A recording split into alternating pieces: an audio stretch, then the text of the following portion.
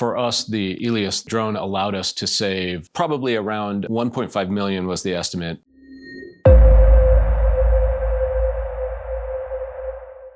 My name is Kevin Young. I am the indoor UAV lead at the Idaho Environmental Coalition. We're a prime contractor for the U.S. Department of Energy's cleanup project in Idaho. So the best use case we've had for the Elios 3 drone so far has undoubtedly been the need for collecting LiDAR mapping information from an underground high-level radioactive storage vault. If we did not have access to the Elios 3 drone for collecting our LiDAR data, our next best option after conducting a feasibility study would have been to design a custom robotic arm. So for us, the Elios drone allowed us to save on probably around 1.5 million was the estimate for designing a custom arm, as well as we were able to save 18 months easily in the schedule.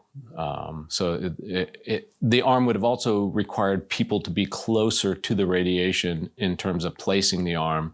So we were able to avoid a massive amount of additional cost to the project. We were able to save schedule, and we were able to, more importantly, keep people from receiving unnecessary dose. The stability of the Elios 3 and the cage were the two primary factors that we really were impressed with. The addition of a radiation dosimeter on the Elios 3 was a very important aspect for our radiological engineers when we flew our mission in the high radiation vault, and it performed exceptionally well. We had our rad engineers also with their own independent dosimetry, in which case the two aligned really well.